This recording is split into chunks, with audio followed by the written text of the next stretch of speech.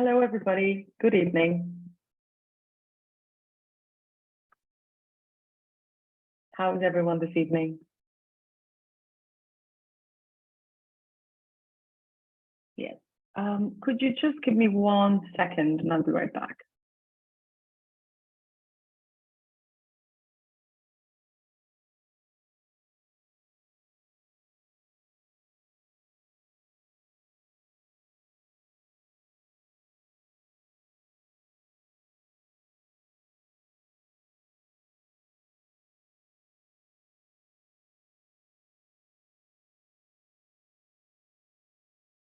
What special guest? Are you talking about my cat?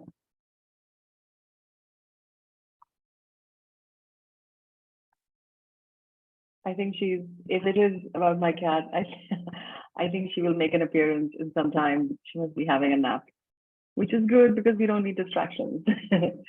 Okay. Let's get started. I'm just going to pull up the information that we talked about the last time, just to refresh your memories. But you will find that today I've chosen some of the cases which are rather different from the ones that we did last time. So the concerns will be different, the problems will be different, and of course the approach will also be different. Very quickly, do you remember the two principles or two ideas that I asked you to keep in mind when you're solving these questions? Sound off in the comments.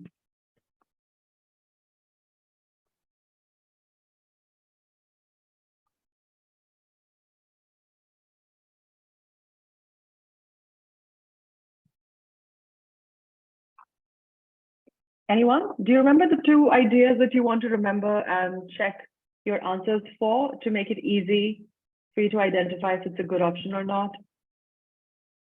Words beginning with P and C.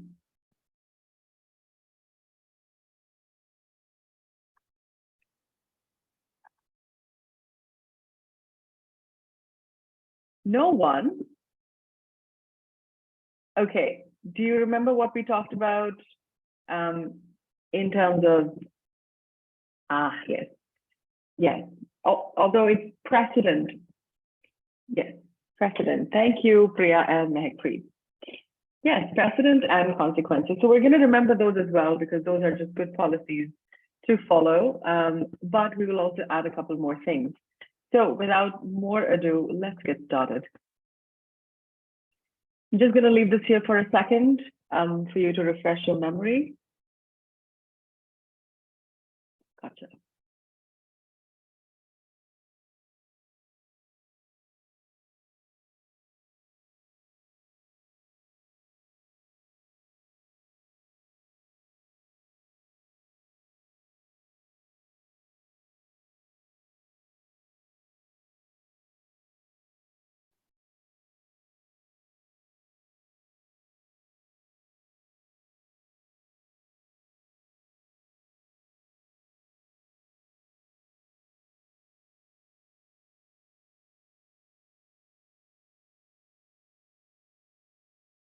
All right.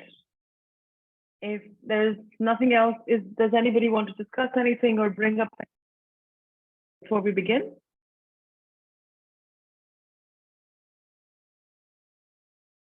No? All right, great. So let's get right into it.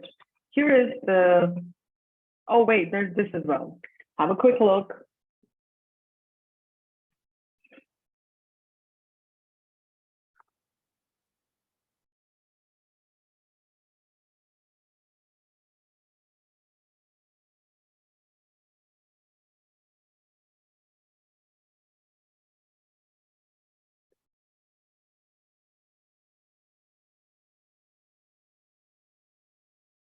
Okay. Here's case.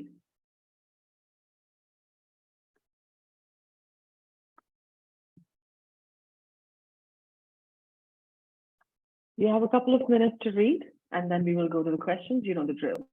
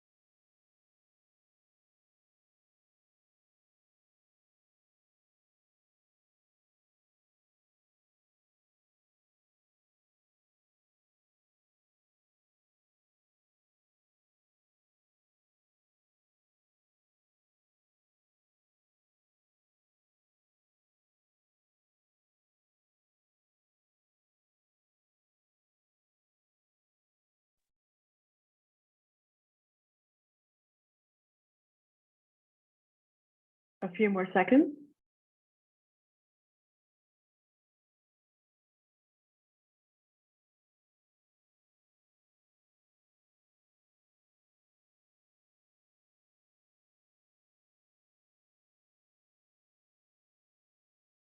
All right. So, do you remember what you have to identify before we go into the question? We have to identify something that is changing, and that's going to possibly lead to the first situation, at least. So who can tell me what is changing here? It's fairly clear to see this time.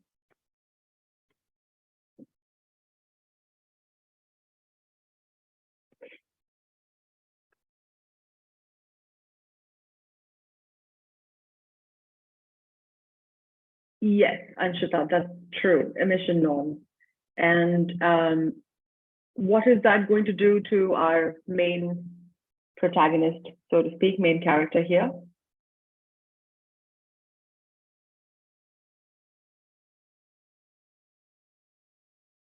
Yes, why is he worried? What's going to happen if the norms change? What will he possibly have to do? Yeah, yes. So let's see if that happens. Here's the first question. Yeah, that too. Yes, Meg.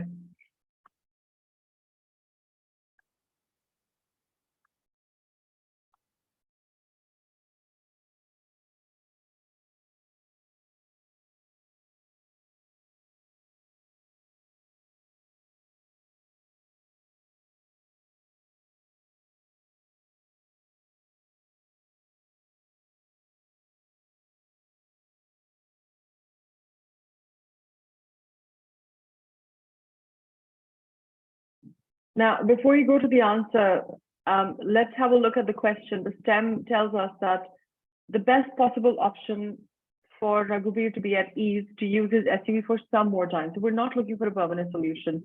We are all in acceptance that it's going to happen. Like he'll have to give up the car eventually. But what would be something that would give him just a little more time to say, okay, maybe it's not that bad yet. Okay, we've got D and E.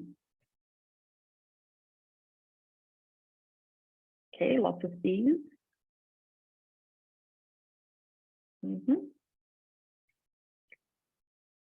Keep them coming.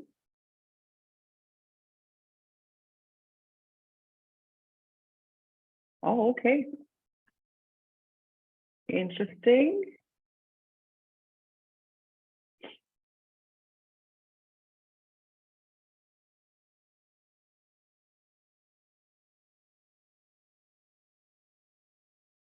Let's have some more people.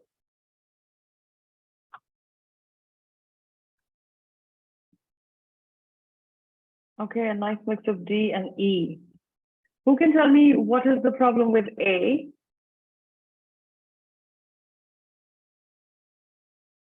And feel free to unmute yourselves at any time if you just want to talk instead of typing. What's the matter with A?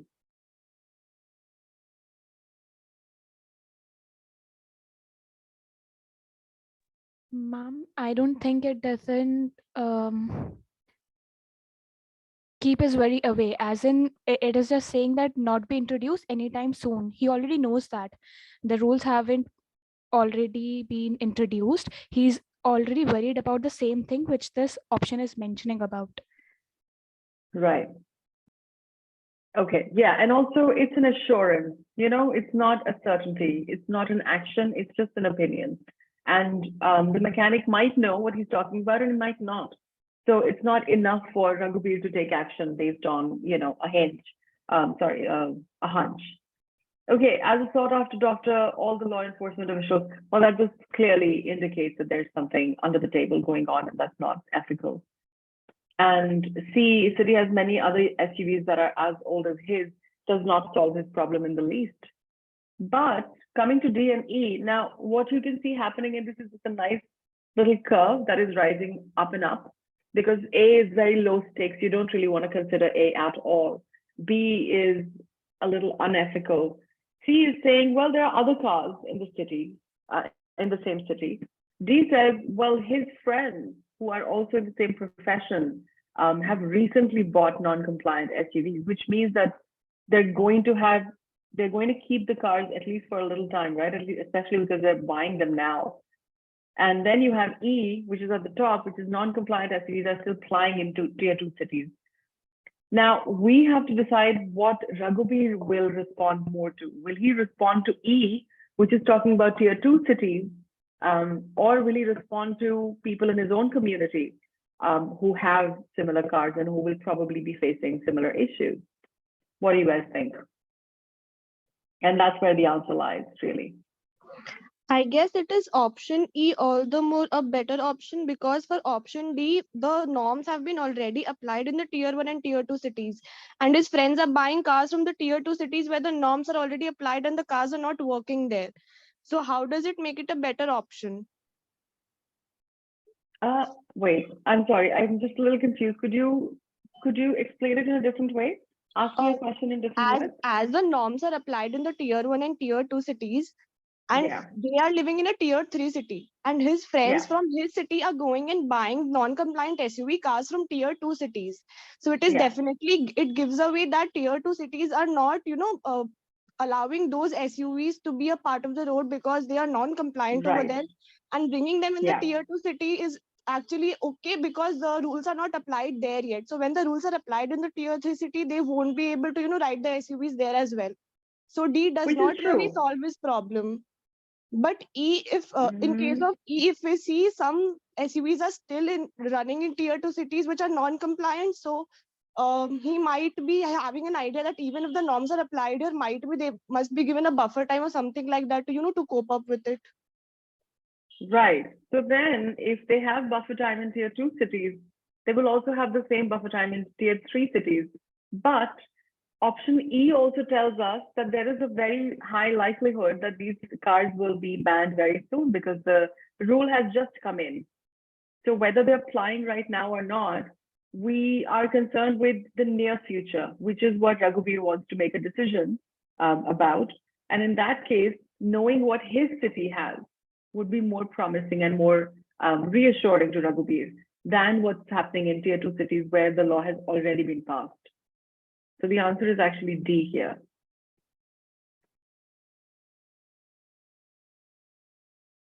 I I'll give you don't guys a really moment to think about it. understand, ma'am. I don't really understand how Okay. is it D over E. See, let's go back to the question here. It says that, yeah, emission norms are being introduced in tier 1 and tier 2. They haven't yet, they're being introduced, which means we already have a little bit of time left, right? So looking at what is happening in D and E, there is a clear difference between the cities as well as the possibility of the norm. So first of all, in tier 3 city, where Raghuveer lives, there is no guarantee yet that the policy will come in. It might come in, it might not. But in tier 2 cities, they're being introduced, so it's already in the process. So when E says non-compliant SUVs are still flying in tier 2 cities, that does not guarantee that they will keep running for some time. Okay, they might be banned in a week or in a month's time. But if Raghuveer has other people in his community or in his profession or even in his friend circle who are already buying the vehicles which are going to be banned in tier 2 cities, they're going and buying them from tier 2 cities, like you pointed out, Priya, then that means that the friends must have some reason, some rationale behind their decisions, right? They're not just throwing money around. So this will reassure Raghuveer as well to hold on to his SUV for a little bit longer. And that's really just all we want, just some more time. So in terms of what practicality and reassuring facts go, D is a little bit higher than E. Does that make sense now? Yes, ma'am. Thank you. Okay, you're welcome. People from his community that to Lord. Yeah, that's exactly it. That's exactly it. That, people at this time, you're not really looking for a solution or to do something illegal or whatever. You're really just looking for, okay, if they're doing it, I'm doing it, we'll deal with it together. We'll sell off our cars together. So that's really all that this is. Do you see how this is more of a human interest question and not so much a professional question? So I would like you to keep in mind that these types of questions, when they come, you have to apply you have to apply a little bit of like personal logic of what you would do, what your dad or your uncle or your cousin might do in such situations. And it does come down to a very practical decision. However, let me point out that that does not mean that we're just doing away with all the learnings that we have from decision making. It's still ultimately business decision making, ethical decision making. So those policies stay in place, but a little bit of wiggle room comes in when you're talking about people making decisions. Right. If there's nothing else, let's move on. Hey. Ma'am, yes, I have a doubt. Yes. Hi. Hi. It's my first session, so I don't probably know how do we go about these questions, hence the doubt. So the lawyer option basically, so here it says his lawyer friend in the city recently bought a non-compliant SUV in the from a two-tier city. So this shows there's a proper enforcement in the two-tier city, right? Yes. Oh, well, no, not yet. Maybe they're just buying it prematurely, or they're buying it as a precaution that these cars are going to become obsolete in tier 2 cities. So why not go and buy them cheaper? And it is likely that people are selling them off cheaper as well, because they know that they're going to lose the possibility of running them too long. Okay. So because why I chose E was I started looking at this from a practical point of view, what happened in Delhi, because some people in like where I am from, they also did the same thing. But then again, what came into my mind was that if enforcement in option D is something which is very, what do you say, fortified, and something which is happening properly, then if here the question was that if at all this particular norm is applied to a tier 3 city, then enforcement would be of the same degree, right? So shouldn't D be worrying, as in the option D being worrying? To what degree? Could you explain that? What do you mean? I mean, I correlated this with a practical instance which is happening. Okay. So yeah, so I have an answer to that. Right? In fact, not quite. So I have an explanation for that here. You probably didn't attend the last workshop. Yeah, this is my first session, ma'am. Okay, no problem. Can anybody remember what I told you about? I mean, what I told you not to do when you're dealing with such questions? I told you very specifically not to create anyone? Not to create. Yes, very good, Priya. Thank you. No backstory creation. So backstory or context from personal experiences like you're talking about. And of course, I mean, I'm sure that everybody thought about this because I think this rule was enforced a couple of years ago across metro cities. So yes, we could have all thought about that, but we don't, because we consider these questions just like across centralized exams everywhere. We never think about these being affected by or directly taken from real life. We think of it as limited context and very constrained within that context. So when I explained to you about option D, saying that it is possible that the friends are buying the SUVs, non-compliant SUVs for cheaper, I'm making an inference based on the fact that the norms are being introduced in tier 2 and tier 1 cities. So it is possible that people are selling it off cheaper. And even if I take out the possibility of cheaper options, I'm just saying that those cars will become obsolete soon. So it's likely that people will want to sell them off. And that's the only reason that the friends might be buying them. But I'm not creating any other piece of information which does not directly come from the question. So a good a rule of thumb to follow in these questions is to stick very, very closely to the context that's been given to you, the stem, the body of the question, the story, the case. And do your best to stick to just those limits and not think about real life. That'll help you. Okay. Okay. Thank you. Actually, one more thing. So unless and until there's an option which explicitly states something unethical, should we all these options from a very idealistic and ethical standpoint? As in, here, sometimes lawyers do things because they know how to go around it, right? Yes, but remember, there are no real life lawyers in this situation. These are all figments of imagination, and they're very black and white. So yes, we are going to stick to ethics. And if you were reading the slide here, we focus very clearly on the right thing to do, right here. So the right thing to do and universally accepted best solutions, these are what we are gunning for. We're not really gunning for things which will make one person happy or something that will give them an easy way out. No, we're thinking of what would appease the largest number of people at the same time. Understood. Okay. And be the right thing to do, obviously. Okay.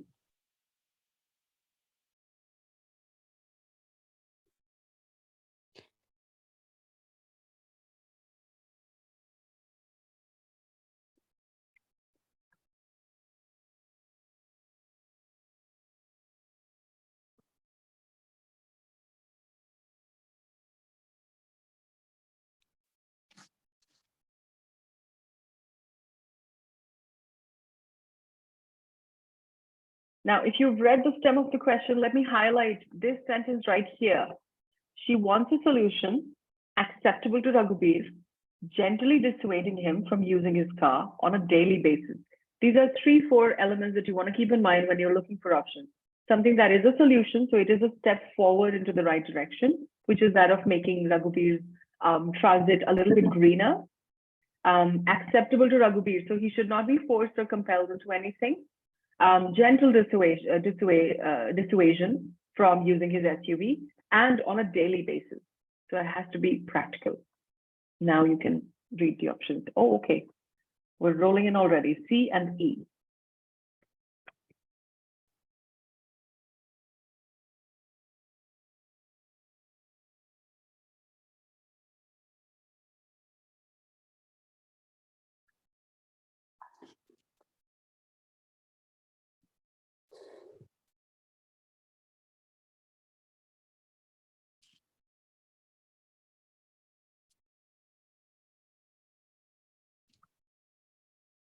So far, it's all E, except for one C.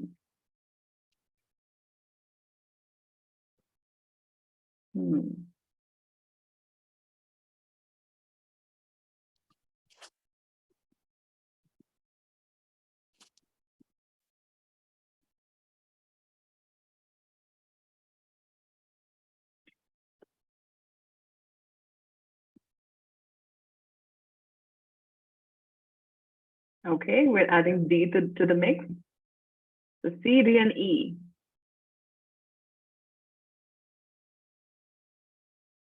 All right.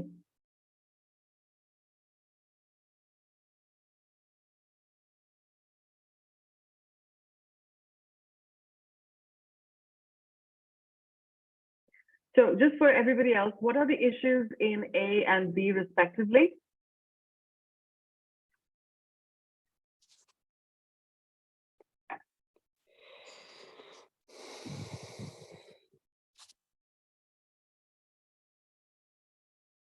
Very good, yes.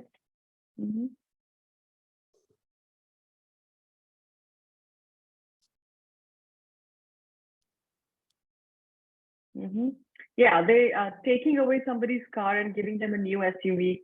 One, it doesn't really solve the problem. It just replaces one problem with another. And second, this is going to be forceful. So we don't want that, because we want something that is a gentle option. And gifting him a petrol car and convincing him to sell, convincing again sounds a little bit towards persuasion, and we don't want that. So among C, D, and E, people who are leaning towards C, can you please give me a reason why? Like Aman and Priya. Tell us.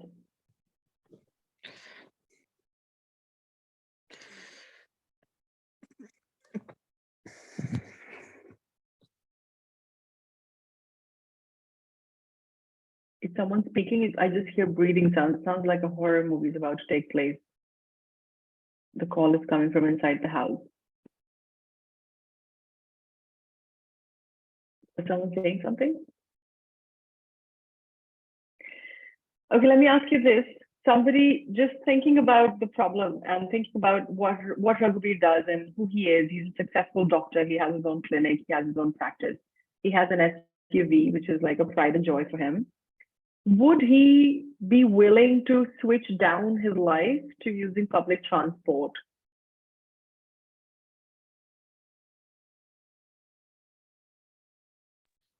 Not really, ma'am. Yeah. So I'm not saying that it's a wrong option or it's not possible, but it is definitely something that we can keep on the second and then see if we have something better. If it doesn't, then we'll come back to C. Ma'am, but doesn't it help that public transport makes it easier, like to for her daughter, as she wants, as her problem is transport emissions. So using public Right. transport ethically is right. It is, So yes. won't it be a good option? However, it is a good option. I'm not saying it's a bad option. I'm saying practically, considering what we know about Raghuveer, the things that we just detailed, what do you think would be the likelihood that Raghuveer would happily accept this? That yeah, I'm just going to take the buses in the metro. Yes, ma'am. Yeah. So keeping that on the back burner, we're going to quickly move on to D&E, asking the mechanic to explore if the SUV can be retrofitted with a CNG kit, or asking somebody to ferry him to the clinic daily, except for the weekends when he can use his SUV. Out of these two options, which would you choose and why? People who have chosen E can sound off now. Ma'am, I go with E because according to me, D is not a practical solution for his problem. Why is that? Why is it not practical? Because asking a mechanic to do some research and development to solve the issue is not a practical solution. Right. Yeah, and Raghuveer loves his SUV, as it is mentioned earlier. sorry, come again? Ma'am, it is mentioned in the case that Raghuveer loves his SUV, so I Right. think he would not like to do something with it. Yeah, yes. Although we are putting a little bit of an emotional quotient on a character in a story, but I don't disagree that, again, it's about making changes which Raghuveer will happily accept or at least be willing to try instead of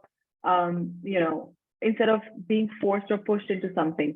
So between D and E, E still sounds like an option that Raghuveer would more easily go for, because nobody touches his car, nobody changes anything about his beloved car. And he gets to still drive it over the weekends, and he gets to be green on the weekdays and ride with the secretary. So in this case, the answer is E. And yes, Anshita, that is correct. Gentle dissuasion does go well with E as well. Ma'am, isn't E also the same as C? Like he is being in option C, use of public transport, and for option E, using the ferry, asking Raghuveer secretary to ferry him to the clinic. Aren't they do the same thing? Like in option C also, he'll be using his SUV sparingly. In option E also, that you can use it for the weekends. So aren't they like two options like similar in some manners? They are very similar in some manners. And how are they different?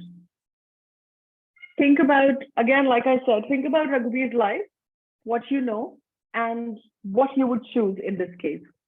What is different here? And you can think about your own experiences with public transport here. Is it for the fact that in option C, he'll be using a public transport, so inconvenience might be an issue, and for option E, his secretary is going to pick and drop him up, something like that? That's exactly it. But see, as long as we're looking at convenience, why does Raghuveer have the car, aside from having emotional components attached to the car, but also it's convenience, isn't it? Why do people have their own cars? Why don't people usually just pool? It's because it's super convenient. You just go and sit in the car and you're back, and you go from one private space to another. So transforming the entire commute into a public experience might not be such an easy transition for Raghuveer, but transitioning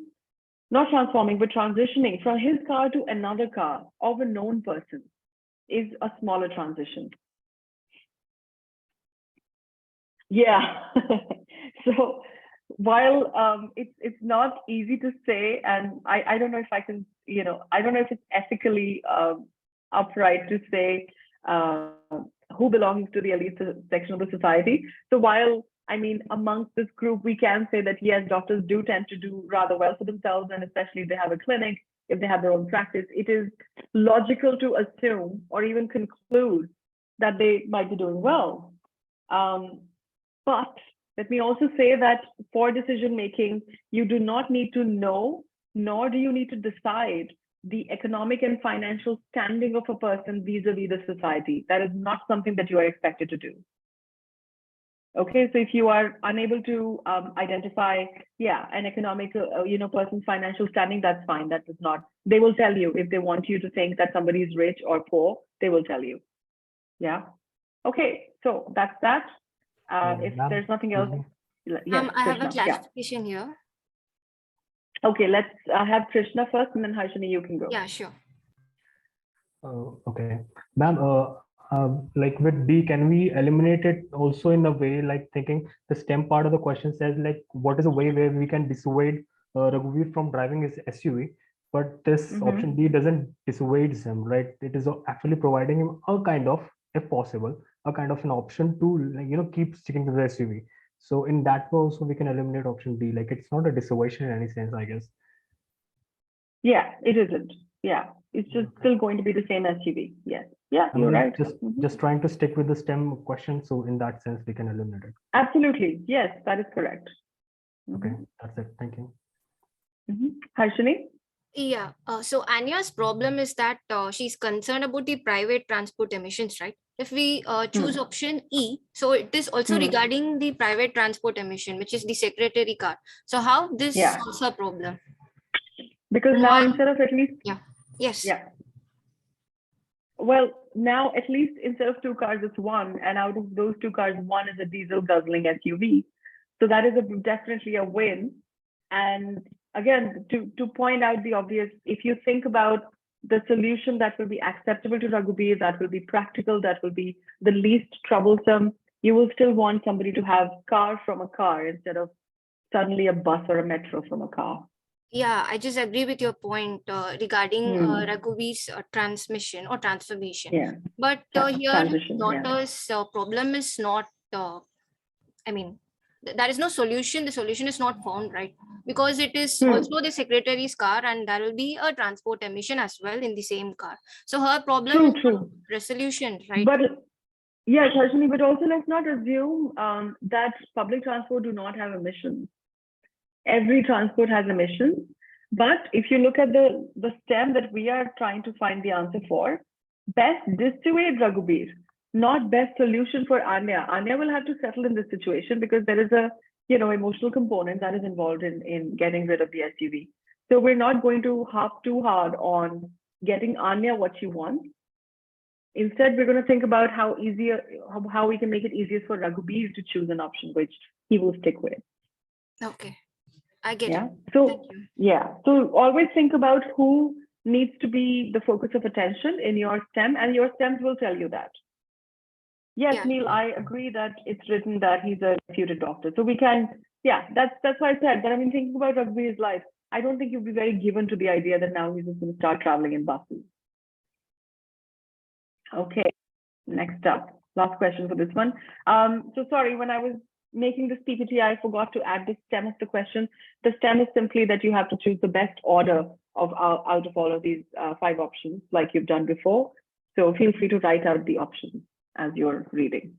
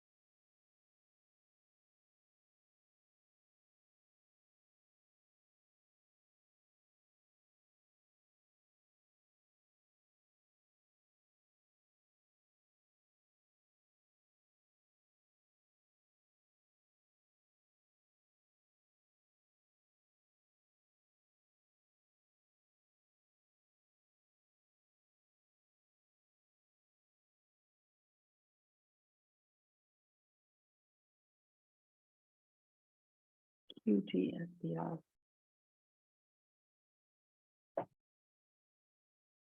Yes, Harshini, so you have to put these options in the order in which they would be the most effective, the most influential, starting from the highest to the lowest.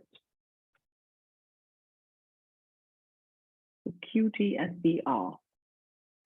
If everybody's done reading the body of the question, shall I show you the options real quick?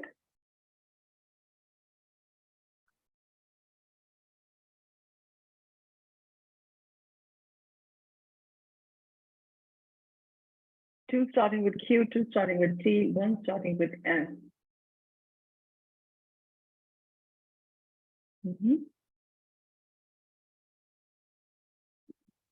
Okay, very good. That's rolling in quick. And yes, you are correct.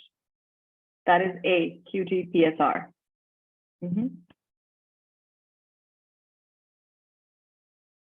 Let me know if you want to read the statements again.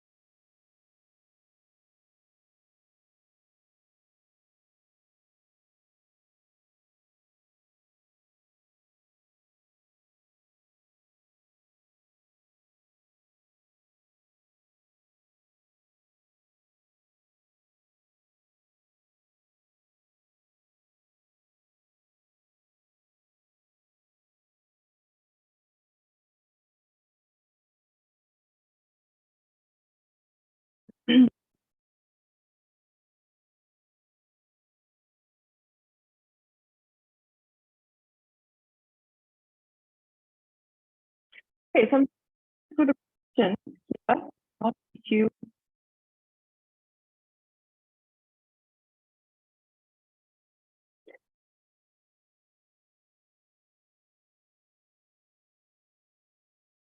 R and N and P, and I think the is now to change up SPV for an electric version.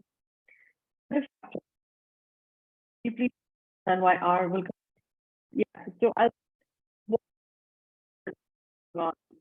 always sorry.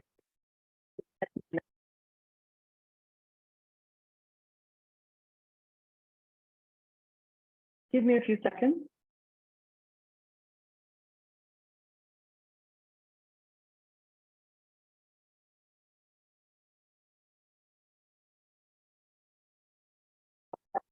Better now.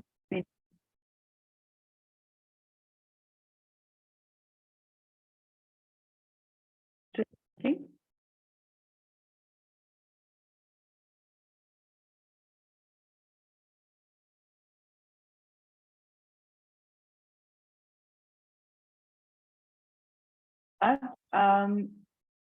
Let me try switching off my video and see if the connection stabilizes.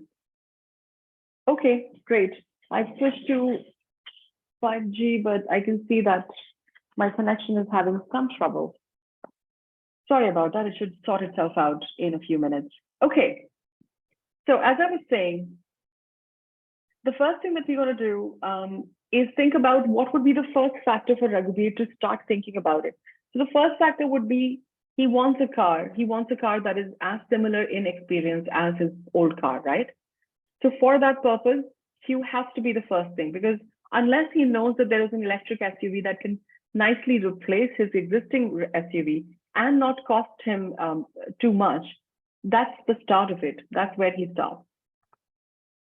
Okay. After that comes in T, which is the only shop selling EVs in his city. The only shop is ready to trade his SUV at a reasonable price. So that further eases his budget and gives him another sort of incentive, because if you think about exchanging cars, if you get good value for your car, for existing car, or if you get to sell off your car as a car instead of scrap, that's great, right? So these are two major factors for Raghuveer to start thinking about making this transition. And then, what was that question? Why R will come after S? Okay. So before that, we want to see where we want to put R. Should we put R right after T? Because till T, it's all good news. It's all positive things which are working completely in his factor, in his favor. And then R tells us that electronic vehicles cannot be driven beyond a speed of 70 kilometers per hour. Is that a desirable factor for Raghuveer? Or is that not?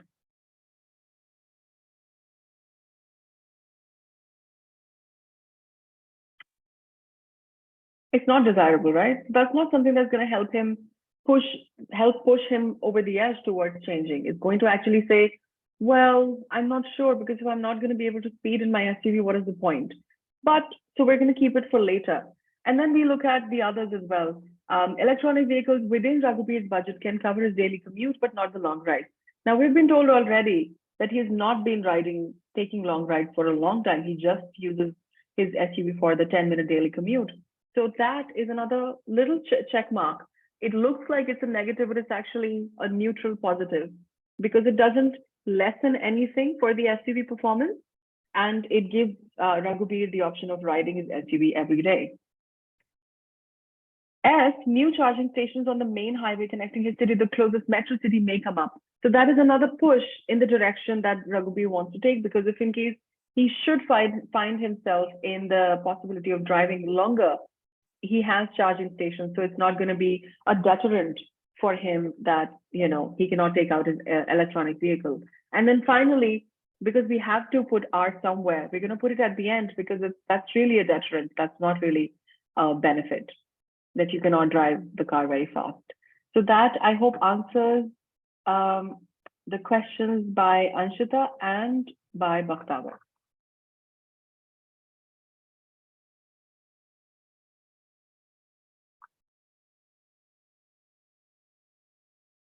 Hello, hello. Does it? Guys, you're very silent today. Is that an indication that we're not having fun, or what is it?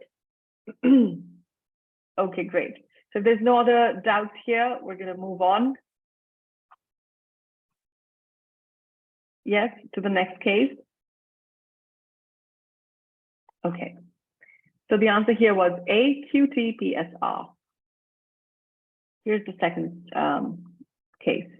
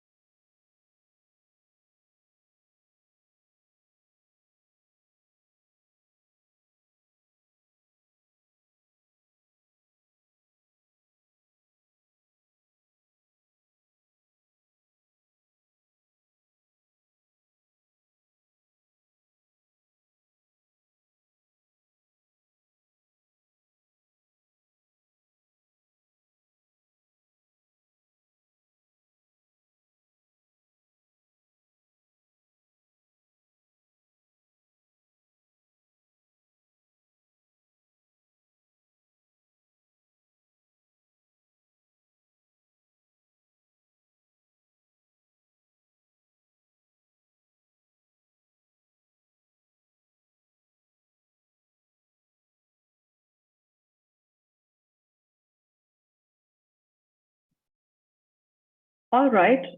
So here, instead of a change, we're looking at a couple of really important details. The first thing is that we're looking at corporate responsibility at a premium management institution. This is not a school, this is not a college, this is a management, this is a B school. So we're going to think about the context that they're setting here by telling us that there's a professor involved in some project work, what that means, how the curriculum and how the work is, conducted in a B school, these are the things we're going to have to keep in mind. And even though it was an individual assignment, this is a minor change. Some students sought permission to work in teams. So Sundaresan, what he has done is asked people to figure out how they work best. And this is a very typical thing that will happen in a B school. So it's a very realistic scenario. So he has allowed learners to work as they please, but he has mandated that a team will not be more than 3 people. So a few people choose to work on their own. The other few make groups of 3, and then there are others who are working in pairs. So it's a whole mix, and there is no indication that Sundaresan prefers one over the other. This is something we want to keep in mind before we go on to the questions. Okay. Does anybody want to add anything, or shall we move on to the questions? Okay. Here's the first one then.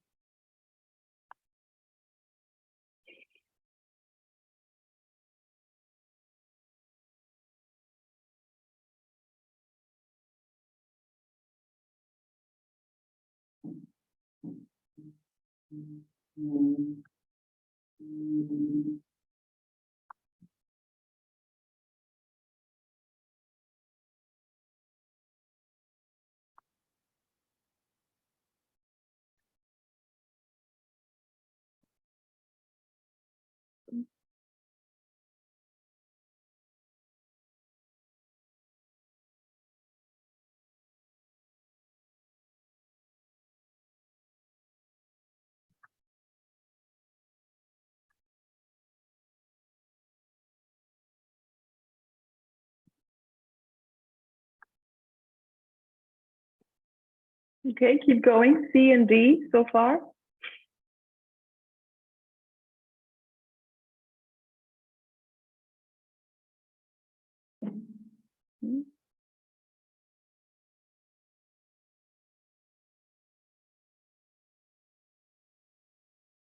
So I want you to think about remember the consequence and the precedent. So here we are looking at both setting a precedent and also thinking about the consequence. If you look at A, giving students deadline extension, but adding an extra assignment for the other people, no, for the same team as a new requirement, that will set a horrible precedent that if you do anything out of the ordinary, or if you miss something, you're going to be penalized, and that's not great. Disbanding the team altogether has a very unnatural consequence, because it's gonna embitter the students and maybe make them lose motivation for working harder. Looking at E, so C and D I'll just come to in a second. Extending the deadline, but imposing a 1 grade penalty is a bad precedent, because if there are more cases like that with students who might have personal problems, they will be afraid of coming forward, and they might suffer, individually, or it might just be a bad precedent overall to set for a professor for his students. Now, coming down to C and D, both of them do seem like very valid options.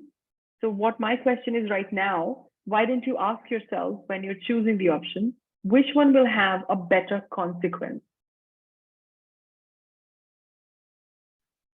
Okay, I just explained why I didn't choose D. So giving extra time to Venkama. So if this is the situation, or if this is the case, then might be other students may also come to the professor, which is who is Sundaresan, and just give lame excuses, and they just say that they also have some issues, have some personal issues, and might be Right. maybe the following every student. So I think D is not the best option because of this reason. So would you say that it sets a bad precedent? Yes. It does. And what do you think will be the consequence of choosing D, or making D happen? Okay, What would be the if D consequence? happens, then following D, every students will come to Sundaresan asking for No, asking Harshini, for that extra. would be more of a precedent. That would be a precedent. The Okay. consequence would be happening directly to the team and their project work. Think about that while I explain A for Bhaktava again. Okay. So So giving students a deadline extension, but adding extra assignment is actually not giving an extension at all, because if they haven't been able to finish the work that they're already due with, you give them 10 extra days, but you give them more work to do. That's just going to make them work just as hard if they're able to work hard, or not do any of the work that is due for them.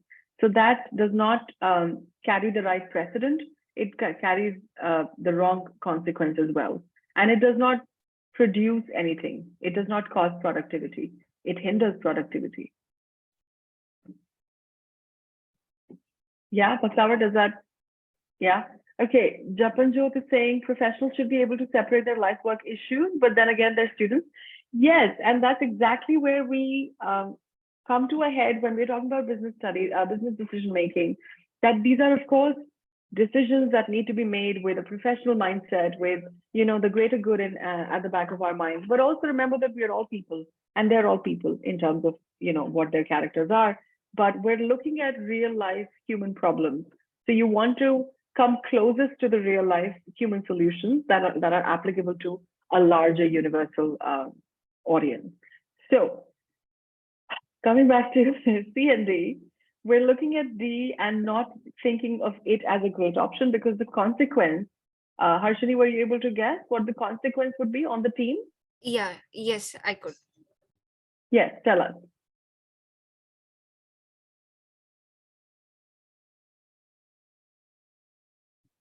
Oh, where'd you go?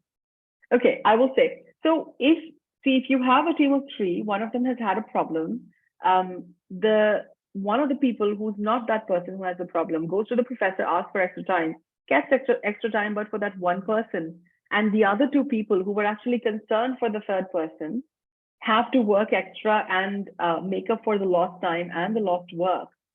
That's a horrible consequence for trying to help your teammate. Right? So not only does it set the wrong precedent for other students who might walk up with, you know, as someone said, lame excuses, it will also be a bad consequence for the team itself. And that's why we're not choosing it. We're going to choose C because, and this is where I wanted to also bring your attention to the fact that when you're looking at these kinds of STEM, where, you know, a B school is involved, you have to separate it from the college and school life where extensions are extremely common and people, you know, get away with a lot of things. But when you're in a B school, this is a practical scenario where professors are not going to entertain personal dilemmas, personal problems, you know, deaths and families, breakups, even though these are not light things. I'm not saying that. I'm just saying that people in a B school are candidates and learners in a B school are expected to deal with these kind of problems amongst themselves on their own, because that's the reason why they're taught about group dynamics and support systems and having mentors and having you know, teams of people who work together, you know, peer group and all of that. If every learner ran to the professor to say, oh my God, I'm sorry, I got hurt, I can't work today, the professors are gonna tear out their hair because they're looking at 120 plus classes. Yeah, so you want to keep this in mind, that something that might work at lower level or lower pressure institutions might not be an ideal scenario for a B school. So context is very important all the time. Ma'am, can you just explain the consequence once again in a short term for D? For D, the consequence will be that the team members who chose to support Venkama are now going to have to work extra for the work she missed, because the professor is only giving the time to Venkama. He's not giving the other time, the extra time to the others. Yeah, okay, get it. Yeah. Anjula says it will discourage students to share something genuinely similar and unfair to teammates. What do you mean? Is it about D?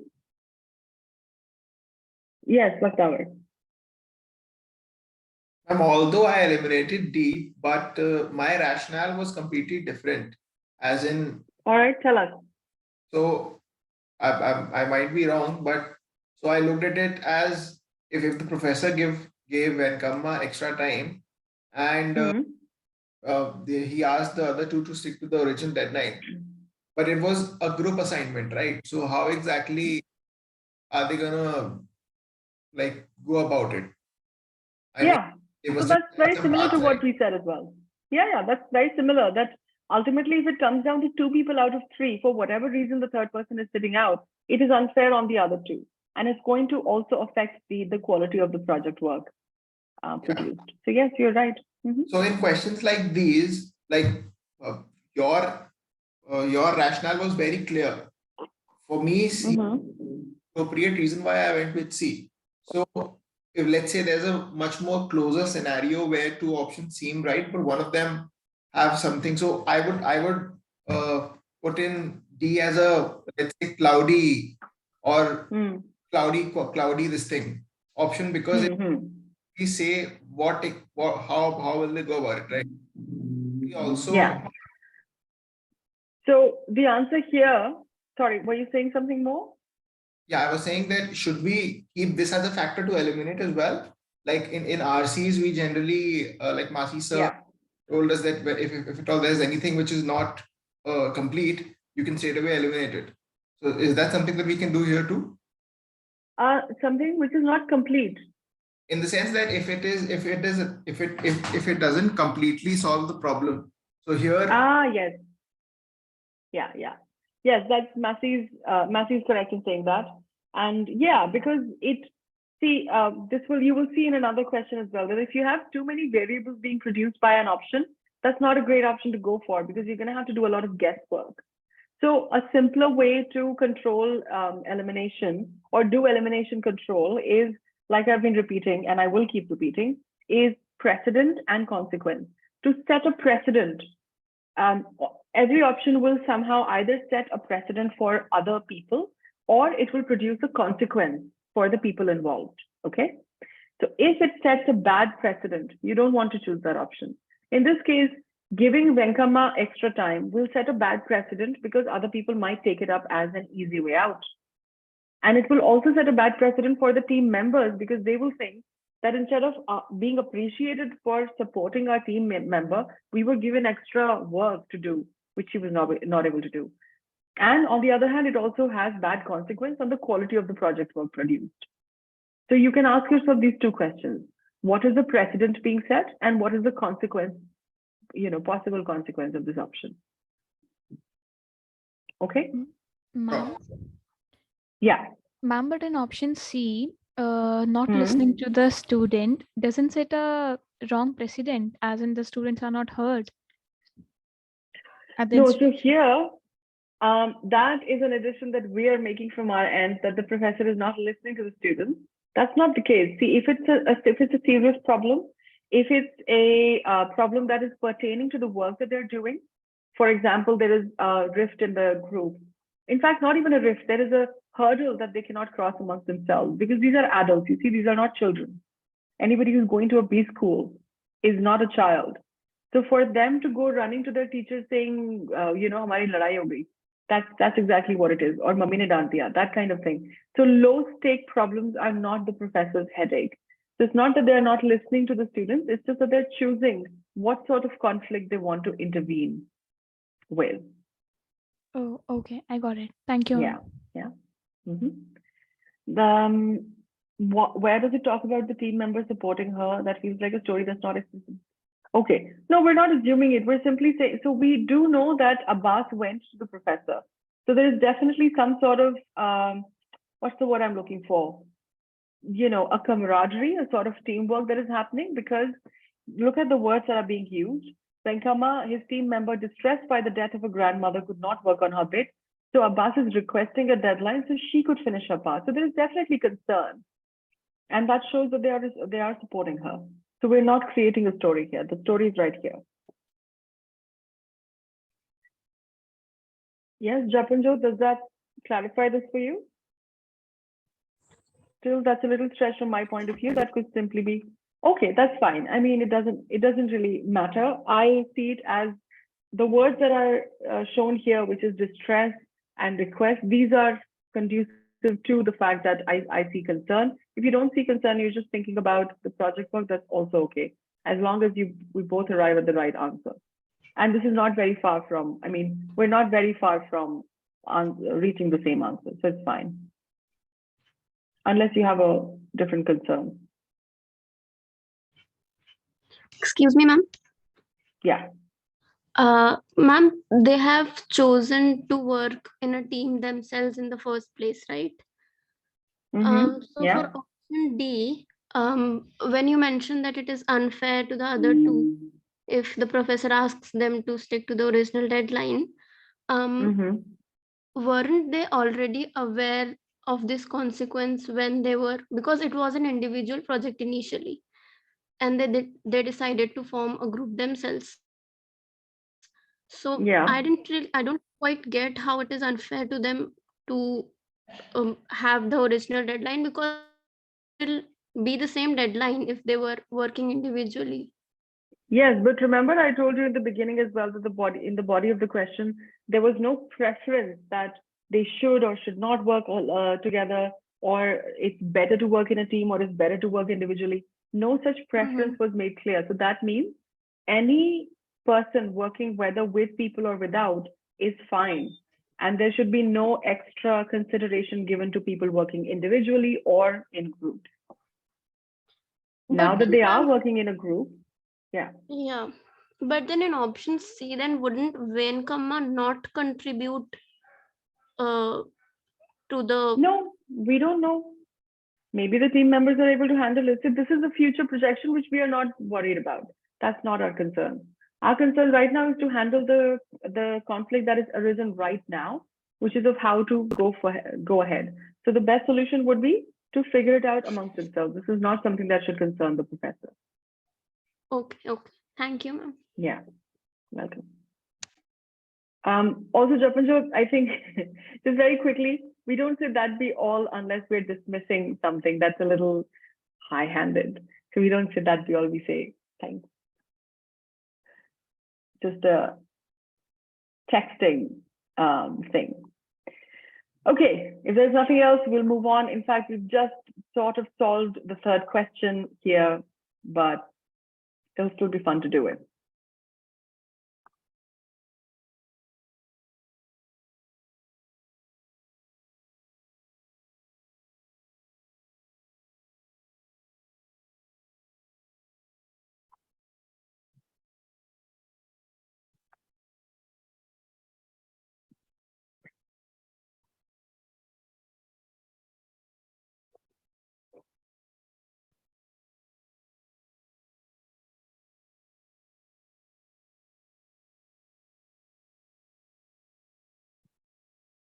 Yeah, this is not going to be a surprise now, right? I just told you the answer.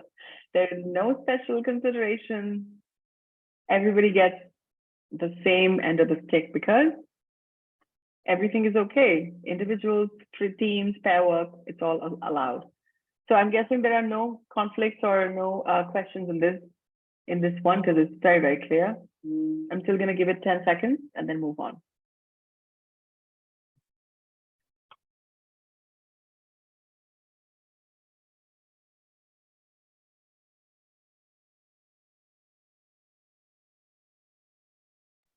Ma'am, I go to the C. C is the right option. But can you explain why A is wrong? I just wanted to know the reasons behind that. Dividing the marks awarded to a team by the number of team members, it's just information that we don't have. How the marks are being awarded, what marks are they grades or marks? We just don't know. So considering the variables of this concept, I'm just not going to be, it's not appealing to me. I know nothing about the variables mentioned here. So I choose it. Okay. And also, what is it going to achieve? It's not going to achieve anything. Okay. Yeah. Toppers might have a problem. Yeah. Yeah, that's true. Well, we can't, we have to remember, it has to be universally acceptable, toppers included, or as the case might be excluded. Okay, so everybody agrees to C. If there's no other questions, we're going to quickly move on to the next case.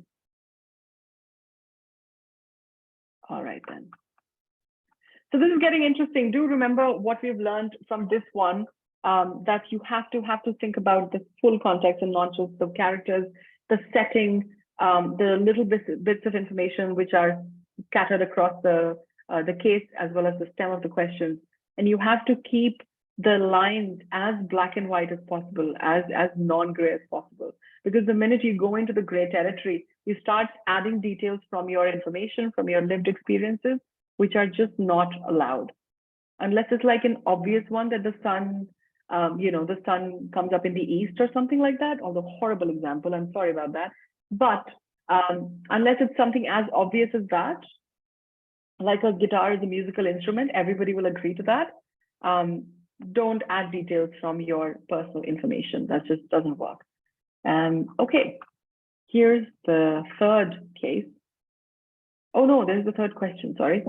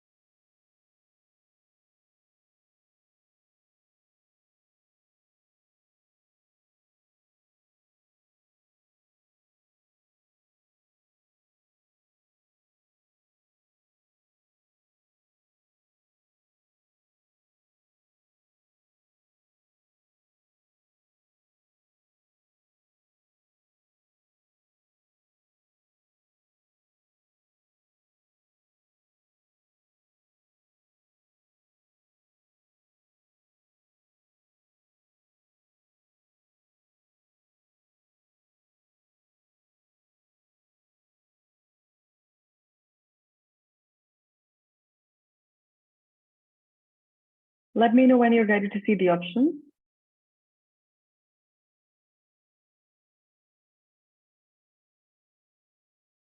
Okay, thank you.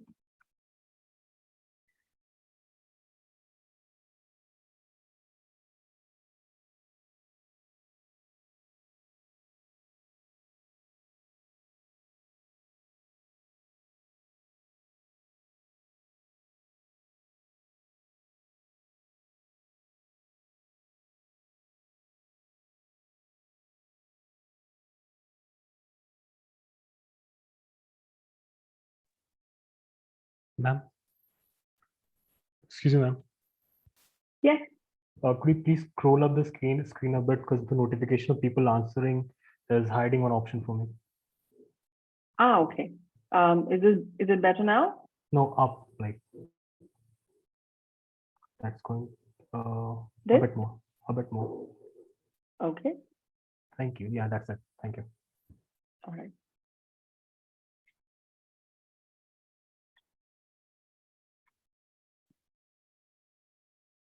So we've got B and A.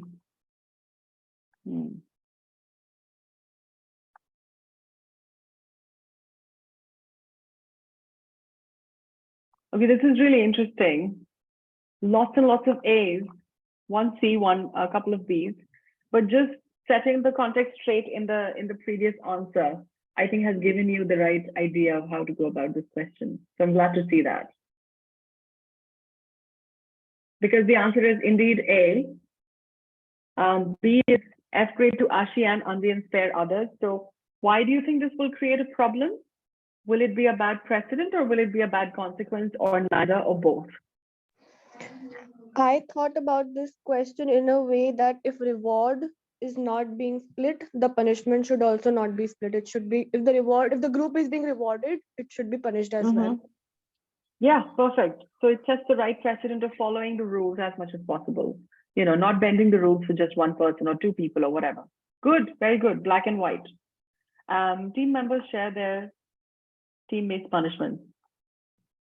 Yeah, that's the logic you're giving, right? But ma'am, how is it fair for the other members who were not involved in all this, in the cheating and stuff? Yeah, that's a very good question. I was hoping somebody would ask that. Does anybody know why or how this option A is fair to the other members? Can anybody explain that? Or should I? Wasn't Okay. individually. So if Sorry, Priya, you're not audible. Could you maybe adjust your microphone? am I audible now? Yes.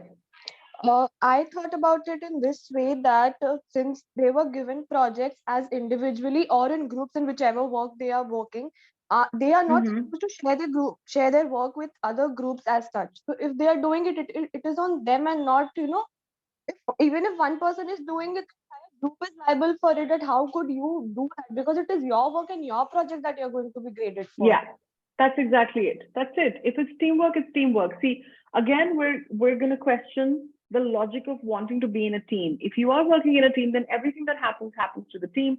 If nothing happens to anybody in the team, regardless of what individuals have been up to.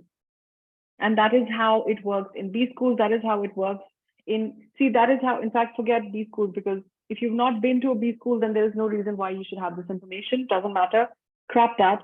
What you should remember is that equality is equality. The universally acceptable solution would be to not go after one person and punish them for what they did and leave everybody else scot-free. Because like Priya pointed out, that if something is happening, it is happening from the group. Yes, ma'am. So everybody takes that consequence. And yes, they should have been vigilant. That is correct, Bhaktavar. So somebody also said, C, very quickly asked both the teams to work on extra assignment. See, you're dangling a carrot in front of them, not ascertaining whether the work will be up to the mark or not. It's not just about doing the work, it's also about producing quality work, right? So is the consequence or is the outcome going to be worth it? It does not look like it. Too many variables. Something similar might happen again. One person might decide to hang back and say, hey, I worked equally hard on the last project. I don't want to work on it again. 100 things. So the more the variables, the less desirable the outcome, or the less clear the outcome for us, at least. So you want to keep it as black and white as possible. She's up for a beating now. Well, okay, so we're punishing both the teams with F- grades because they should have been more vigilant, to take Bhaktavar's words. Right, moving on, unless there's something else. Okay, here is the next study. This is going to be a nice, interesting switch up from the last one.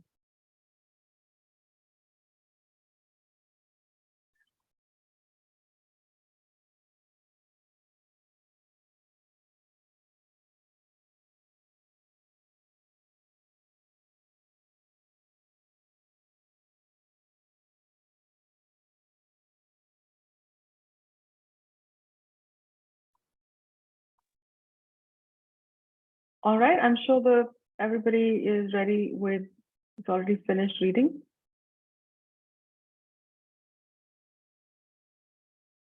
Okay, I'm going to leave this in the view for a little bit longer. You can finish reading together.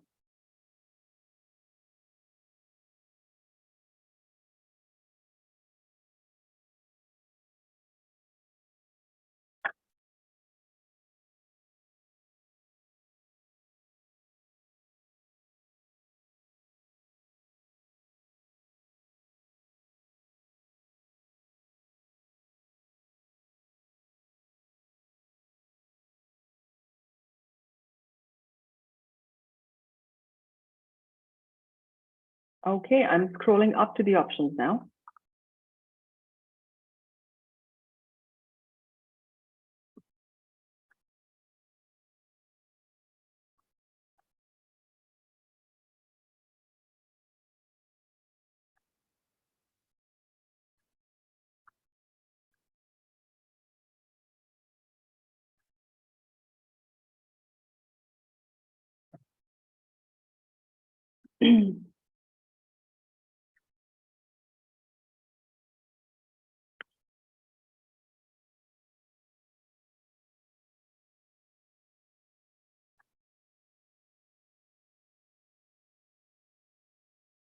Oh, interesting.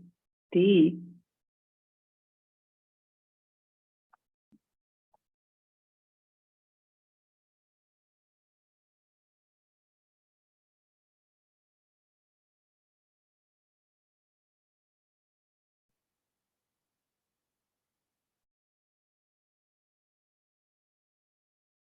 Think about the point about variables that I was just making.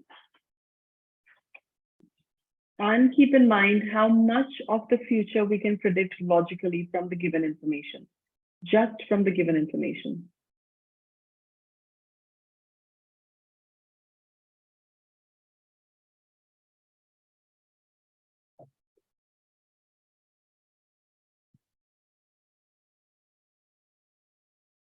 Okay, lots of A's, 1D and 1E.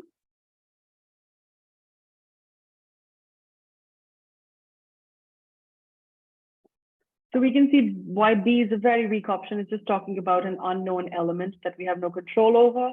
And C is just a vague, it's a quotation. So keeping these aside, A, D, and E.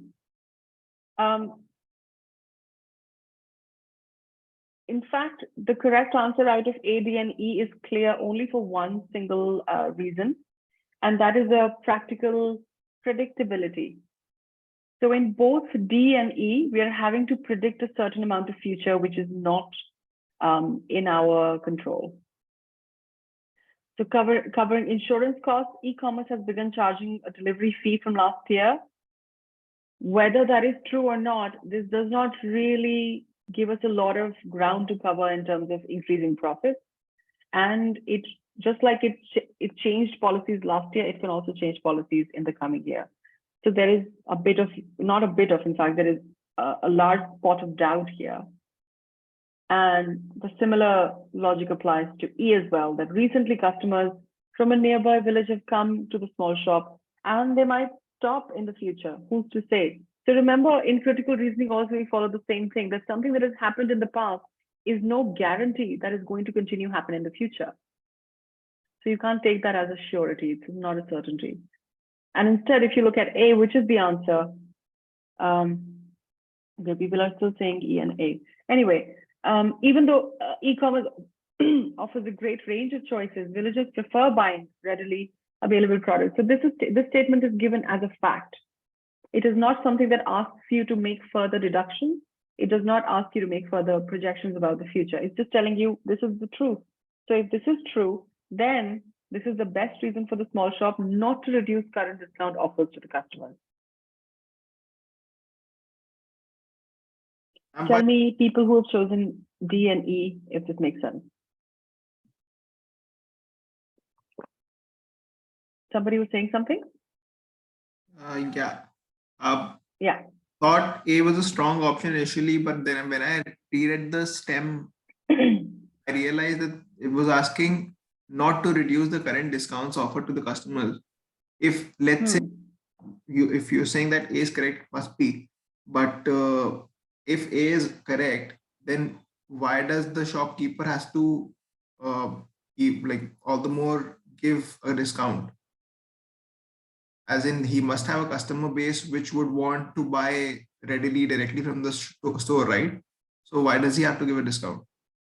If they're they have to give a discount because of the information that we've been given here, which is that they did record an annual increase of 12%, but now it has stagnated. So this is something that they just have to do as a makeup for the loss in profit. Okay. Yeah, the first thing that people do when they're experiencing losses and they can afford a little bit of discount is they give up discounts. Yeah.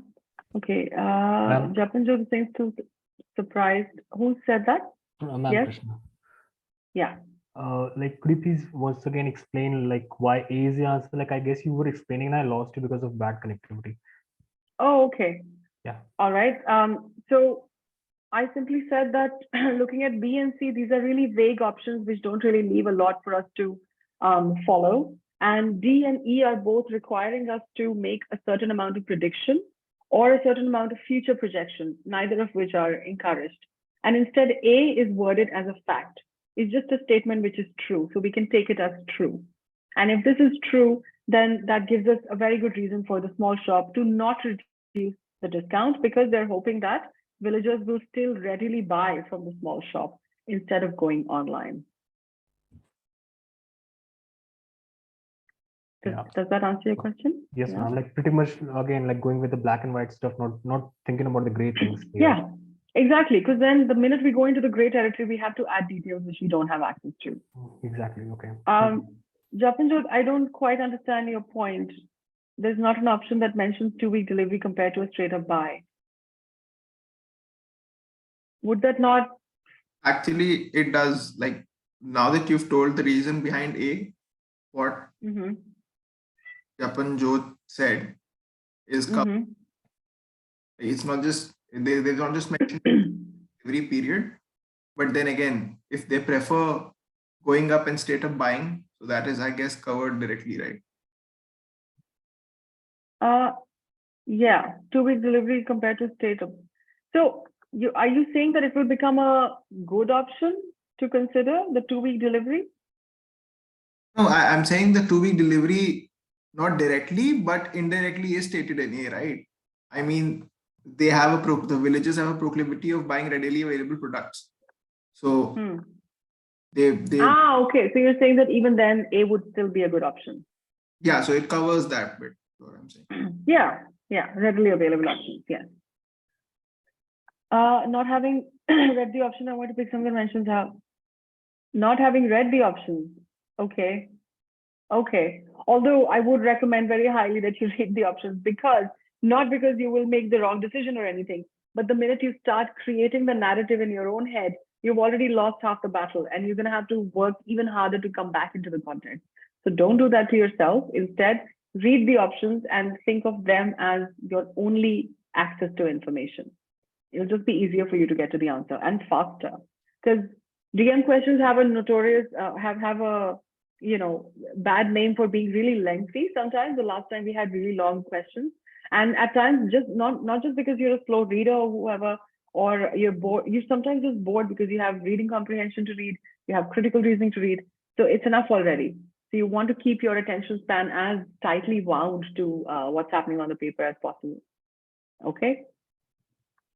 All right, so the answer here is A, and we're moving on.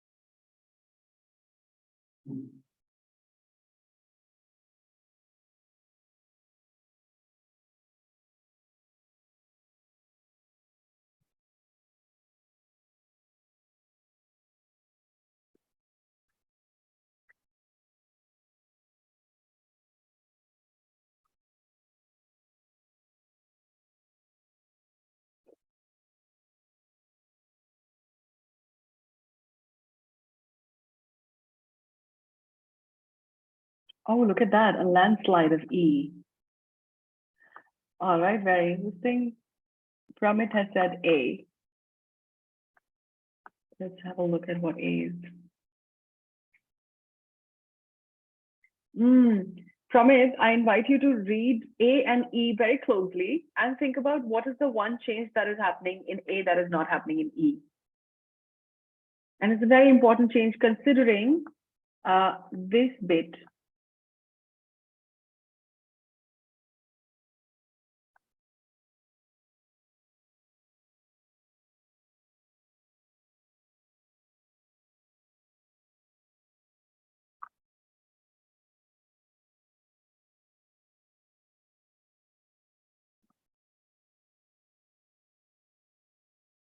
Very good, everybody. Pramit, do you need my help? No, I understood, but the thing is that it is said to in the option E that the small shop should make an arrangement with the retailer of the nearest city. So I was thinking that is it a wise decision to buy from the retailer and then also sell in retail, because then the profit margins are minimal, I suppose. So that's why I was thinking. Yes, but are we assuming that the retailer will also sell at retail prices? Maybe if they're talking about making an arrangement, it could be an arrangement where they can just pick up the load at wholesale prices. Yeah, that can do. Yeah. Okay, since everybody has said E, I'm assuming that nobody has any questions. If you do, you've got 5 seconds to sound off.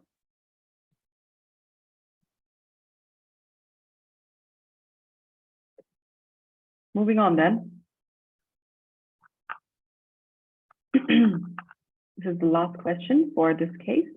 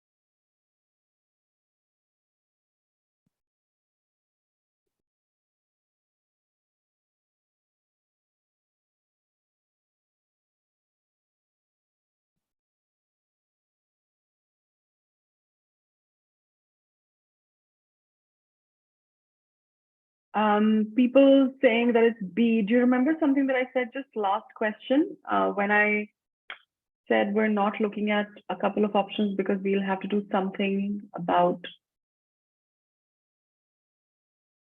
the future?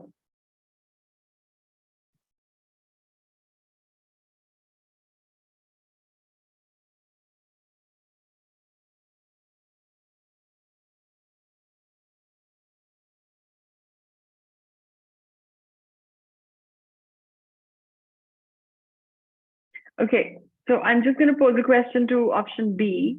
What after the first 3 years?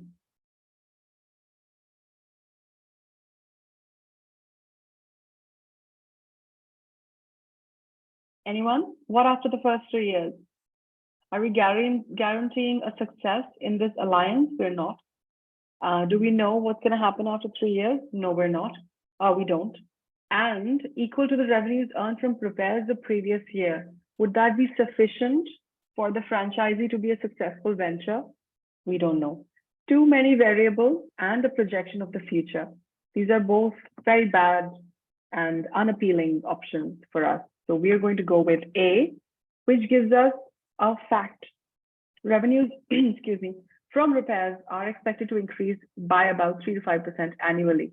So even if, let's say, they don't increase by 5%, they will increase by 3% or maybe 2.5%. And that's still a steady increase because it's a projection made as a fact.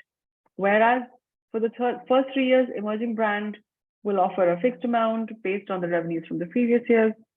There's too many unknowable factors here. So you stick to the one that you can make a better prediction with. So I think the options were mostly A, and B. Yeah. Okay. Can you repeat your rationale for elimination? Couldn't hear you. Okay. I only eliminated B because I said that if the first 3 years, okay, they're taking care of the revenue, would that revenue be enough? Because it's based on projections from the last year. And you don't know whether the costs will, increase or whether they will decrease or whether they will stay the same. That's one variable. The second variable is what after the 3 years? Is it going to be a profitable venture enough for this revenue amount to go away easily and for the small shop to still turn in profits? We don't know. And is this going to be a successful venture based only on these next 3 years? We don't know. There's too many variables. We don't want to consider that. We want to consider something which is a more hard fact, which is an expected increase of 3 to 5%. All right. Excuse me, ma'am. Yeah. Can we eliminate E, thinking that even after the training, there is no assurance that the shop will still get the benefits? Absolutely. Absolutely. Yeah. See, look at the framing of the statement even. Send 2 of its employees, not all of them, 3 months training. So those employees might not be great at being trained. if it wishes to be a franchisee, the emerging brand will bear the training cost. It's just such a small change for such a large undertaking. So it's not great. Okay, thank you. Yeah. Mhm. All right, anything else, anybody? Or shall we move on to the last case for this evening? All right, so what about C? No big and reputed brand has shown any interest in franchising. So that does not mean that the one that does, you just, jump on the first opportunity without thinking about the profits and the losses. This is just saying, this is just what do we call it? Whataboutism. Not what you're saying, but what C is saying, that nobody else has done. So what about this one? Who has?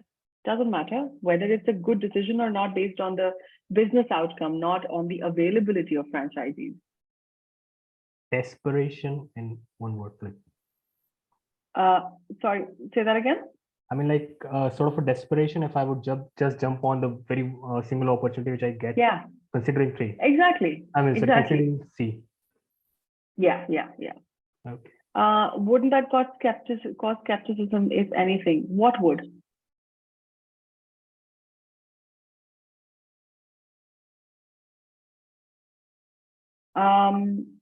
I don't quite get it, but sure, I guess. Do you want to explain what you mean? Skepticism towards what? Or from whom?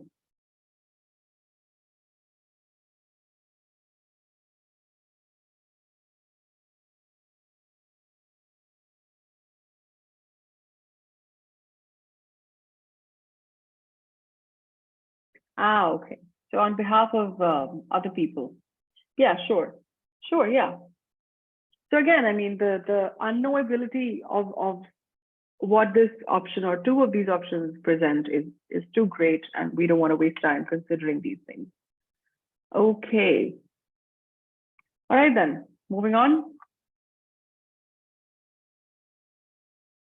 This is going to be interesting. I think it's going to be fun. We will be done rather quickly with this, I think. Or it might throw all of us for a loop. We'll see.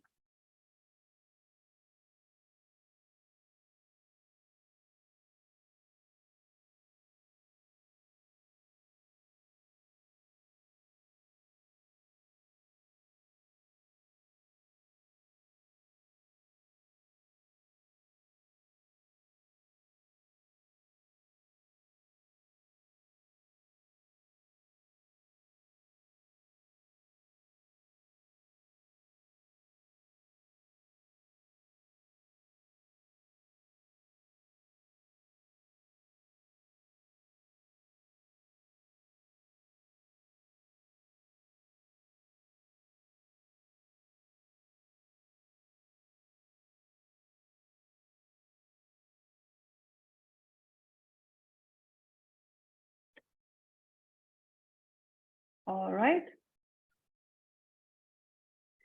Can somebody or a couple of people point out how this is different from what we've done the last time and this time? There are a couple of things which are changing here, very much changing to a large degree.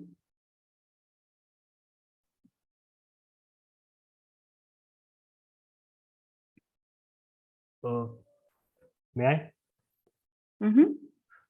Like obviously a lack of professionalism sort of thing, and the lack of satisfaction on the terms of Deepti. She's not receiving what she expected, so she might have some, So these are you're telling me what is happening in the case. I'm saying that how is the case different from what we've been doing so far? Who can tell me that? There are a couple of elements which are entirely changed here. And that's interesting because that's going to help us better understand and access the questions, because I think we're going to need a different set of logic to solve these questions. Customer point, yeah. So that means we're no longer in a professional setting.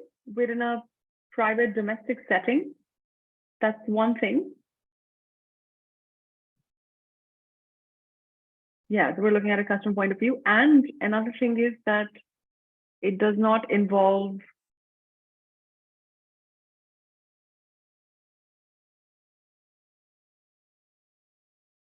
It does not Ma'am, involve this, a business team. Yeah. Sorry, go ahead. that is what I was going to say. Yeah. Yes, Mehak. Yeah, that it does not involve a team of professionals. It's just a father and a daughter. Something has happened. It's a very common case. I'm sure a lot of you have experienced it. I have experienced it, funnily enough. Just exactly this thing of the satin pillow covers. So let's see what happens if everybody's ready to move on to the first question. Yes?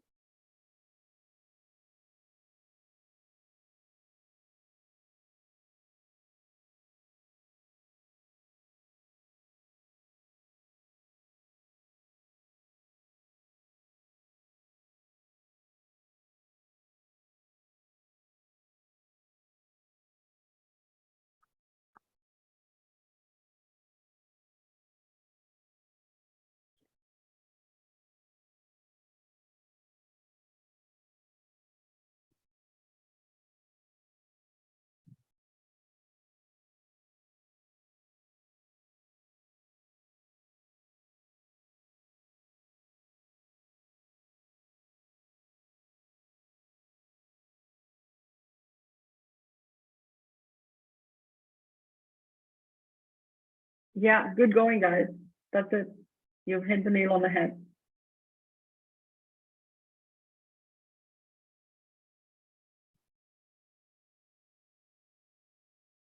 Right, is there anyone at all who is not quite there yet or who's struggling with two options?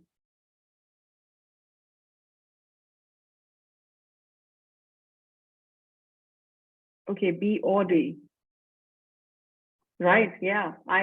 That's what I would think. I would think that I want to make sure that some action is taken against the seller because the e-commerce website cannot just get away with it. The seller cannot get away with it. Yeah. Yep, that's true. Definitely is the key word here, and it's spelled out in all caps as well, so you can't really ignore it. And if you look at what the father said, if something went wrong, we could at least yell at the seller. So father is also going for just very quickly like releasing the frustration that it causes when you have a bad experience in shopping. And really, a lot of the times, unless it's like a big purchase and you really want your money back or you want your money's worth, you just want to get your 2 cents out there. Okay, people are saying things. We eliminate E. What would be the thought behind it? Prove a point to her father. Well, her father is not exactly going against her, is he?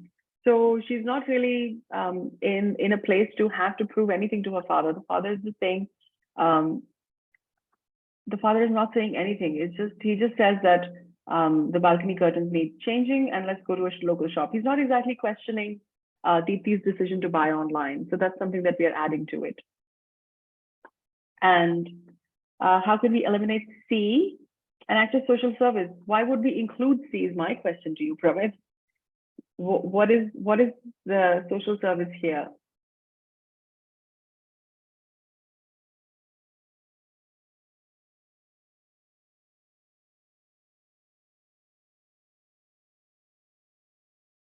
When should be the B be the answer, Nandini? Someone speaking. Who's speaking?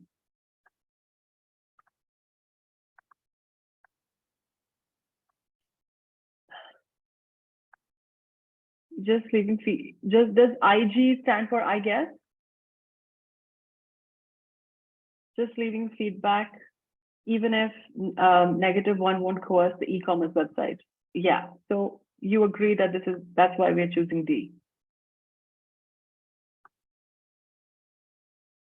Okay. So Pramit, I don't know if you're listening, but there is no active social service here. You're assuming that the feedback that she leaves will be useful for people who go to the seller's website and check out his reviews, but that's an assumption that we cannot support. Okay.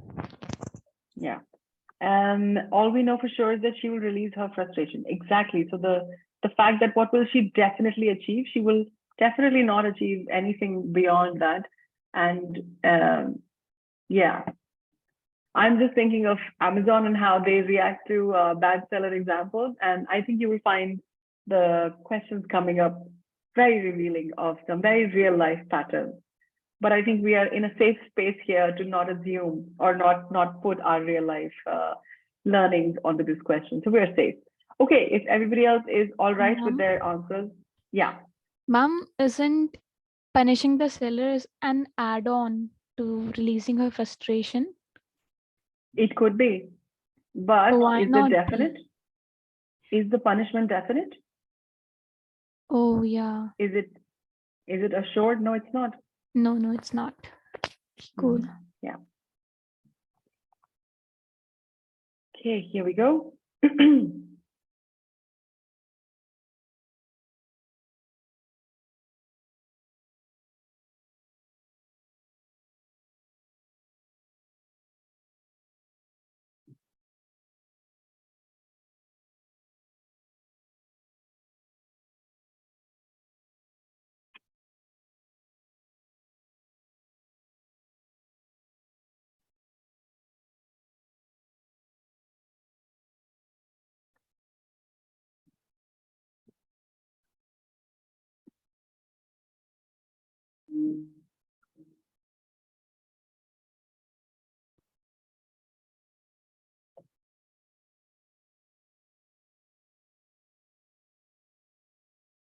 Okay, A is rolling in.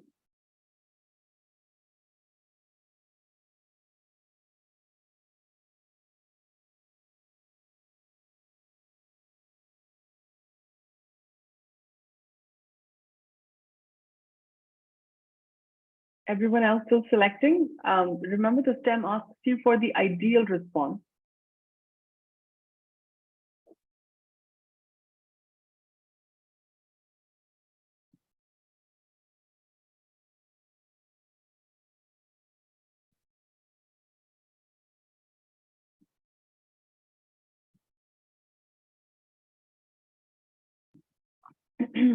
All right.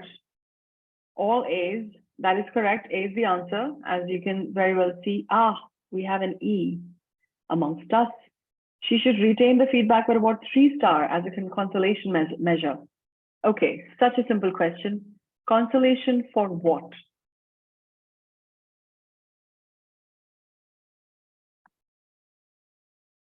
We will come to that, Nandini. Bhaktawar, consolation for what? What has been done to deserve consolation? Oh, okay. From a sales point of view, if somebody, there are a lot of companies, we also, I guess, majority of us must have taken out our frustrations on some company or the other. But it's rarely the case that they call and explain things and then tell us that they have this thing. They have fired somebody. Not that fired would help Deepthi here. Firing the employee would help Deepthi here, but at least if one would drastically affect their sales, she could probably pump it up to 5, and like they won't have a negative this thing. So I do appreciate the amount of concern that you're showing for the seller, but let me also point you back to the entire story that you've created. Is it coming from the case or is it coming from real life? I mean, empathy is something that they look at. Oh, good word, empathy. Was that one of the bullet points that we looked at initially? It wasn't, if you don't remember.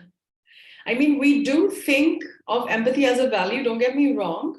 And where the situation demands it, we will look at it empathetically, where it does not set a bad precedent or it does not produce a bad consequence. However, in this case, the question that I asked you is actually very pertinent because I said consolation for what?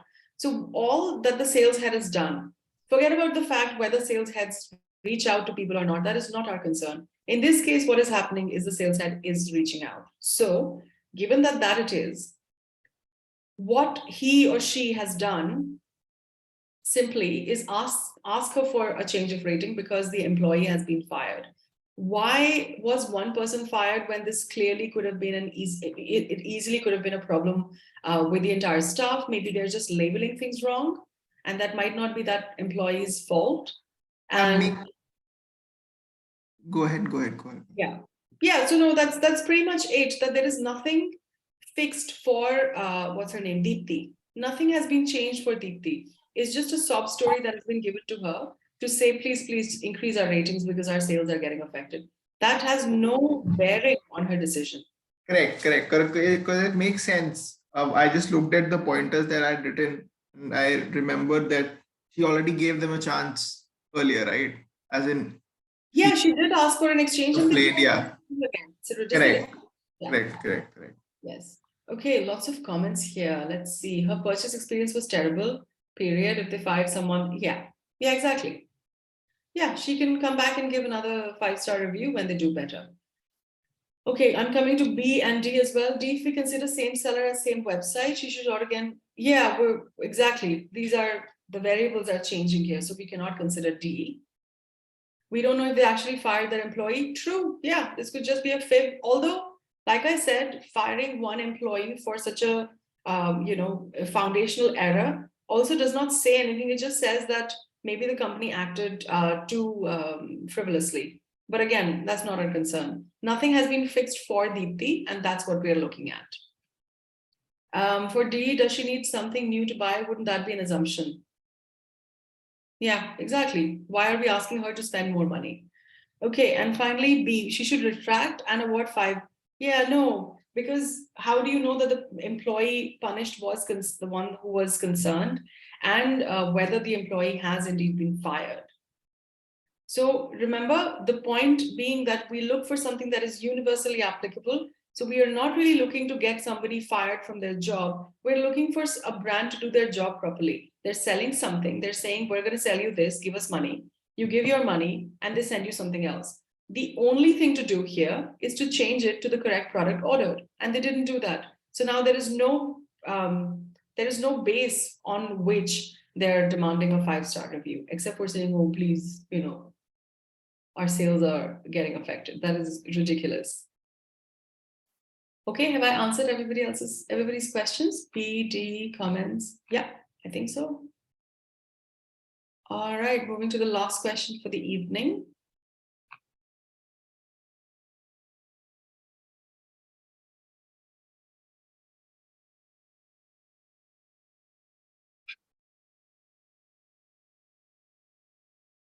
So I have not read this question yet. My question is to the fact that you said that it should be universally applicable.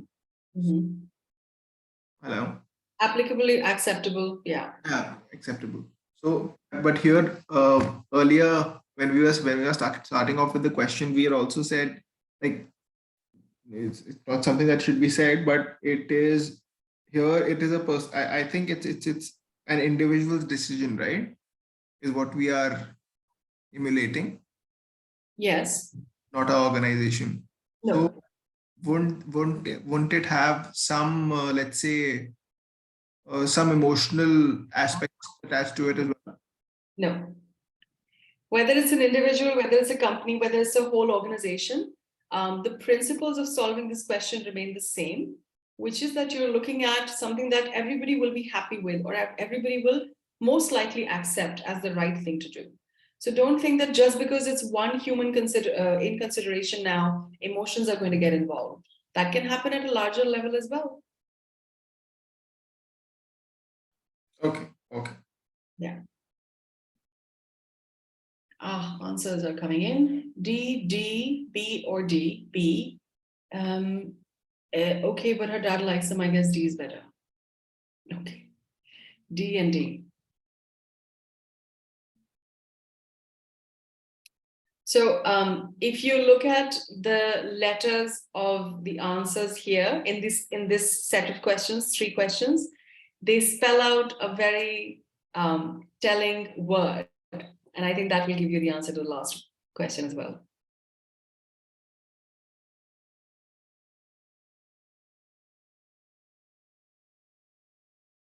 I don't know if I made that riddle interesting or impossible to understand. Yeah, yes. They spell out DAD. B erroneously. Yeah, that's right. That's just so funny, isn't it? Or maybe my teacher brain finds it funny and you can just ignore and move on. What do you mean B erroneously, Nandini? I thought the word is erroneously. The word is, oh, delivered erroneously. I thought that was the catch in that option, that the word erroneously, so that we can, figure out that B is the answer. Oh, okay. No. B is not the answer. D is the answer. Because that's what we just said, right? That all of this happening, if you're using the cotton pillows, please give us a better review. Oh my God. But yeah, the only thing is if the seller was really concerned about their reviews and about the customers, they should have sent the damn satin pillows by now. It's been months. This is insane. How do we eliminate A? Acceding to the request benefits just the seller while her sore experience remains. That's exactly what we're saying, that if she accepts this suggestion of now going back and saying, hey, you know what? I know that I bought the satin pillows, they sent me cotton ones, I sent for an exchange, they sent me a cotton one back again. I didn't say anything, but now I'm gonna review the cotton ones, which they sent me twice erroneously, because I guess the cotton ones were okay. So it just helps the seller. It does not give Deepthi any satisfaction whatsoever. Okay, but that sounds like a sound rationale to ignore it, as it only benefits the seller. So isn't that what you were asking me? Isn't that the question? What is the question? I'm sorry, I'm not able to understand what you're asking me. Which of the following reason gives Deepthi best rationale to ignore the sales head? I believe A and D are both good, but D might be better. I agree, but how are we eliminating it? Simply because D is better, or is there another reason to eliminate it? No, D is better. That's why. Whenever we look at a couple of options which are very close, we choose the one which best answers the question. Yes, ma'am. So yeah. And I think throughout the case here, our concern has been, has Deepthi gotten what she paid for? And the answer is no. So there you are. That's why D is the answer here. If they would have given, like, if they would have probably. Oh, I sense another story coming from Bhaktawar. No, it's just that I was still trying to think. I understand why do I think why exactly did I land up with that rationale in the previous question? Okay. So I'm trying to justify that if they would have actually sent the satin covers, then they would have probably deserved the consolation. But Swayed Deepthi to think again, to rethink again. Deepthi and that sound like very rational, and reasonable people, to be honest, not to add to the story that we are already building here. But they don't seem like bad people at all, So all the seller had to do was send them the satin pillow covers. But they didn't. So no 5-star ratings for them. Okay, so that brings us to the end of yet another workshop on decision making. What I'd like to end with is, of course, inviting any questions, any lingering doubts you might still have. Otherwise, when you have the time, you can go back to look at these questions. These are from the 2020 and the 2022 papers, actual XAT papers, and they're available on a couple of websites. You can also ask Massey to share this PDF with you. You're welcome. And think about some of the logics that we employed in answering these questions, because most of the times, a lot of people get these answers wrong because they think this is going to be about my gut feeling. And that is just so wrong, because whether it's decision making, whether it's critical reasoning, these are all questions based on a foundation of logic.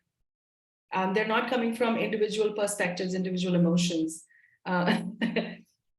Yeah, so instead of think about all of the things, all of the little elements that we added to the workshop, like the consequence and the precedent, like thinking about not creating a backstory and sticking to the case study, reading the question stem very, very carefully and thinking about what we are answering. Are we answering for a particular character in the case? Are we answering for the best possible outcome? So these are things that help you eliminate questions, options more easily than others. And keep up your reading speed. Don't spend too much time dwindling on the chunk of the fact chunks of the text, and instead quickly get to the options and come back and check your logic against the options. Yeah, that's pretty much all I had. If you'd like to say something, now's the time.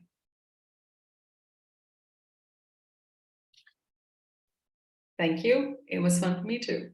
Ma'am, what about the questions that those involve some calculation? Like in DM also, we have some certain sets. So, like, are we going to do them in the near future, or? I will not be looking at numbers because numbers and I don't get along, unfortunately. I think this is a question for Maxi once again. I will also ask him on your behalf, but I'm going to be looking at the case study oriented questions in decision making. Yeah, that is also fine. Thank you. Okay. And a great session again. Thank you so much. Thank you. Thank you everybody for being here. And thank you for the 5 stars. Are you an XAT alumnus? No, I'm just a teacher who's been doing it for 16 years. So I think that counts for something, doesn't it? Okay, everybody, thank you so much. I had fun. I hope to see you for maybe one more workshop. If not, then like I said last time, all the very best for all of your tests that are coming up. Have a great season ahead, and yes, and season's greetings. Wasn't it funny as well though? I hope it was. Okay, guys, have a good evening. Take care.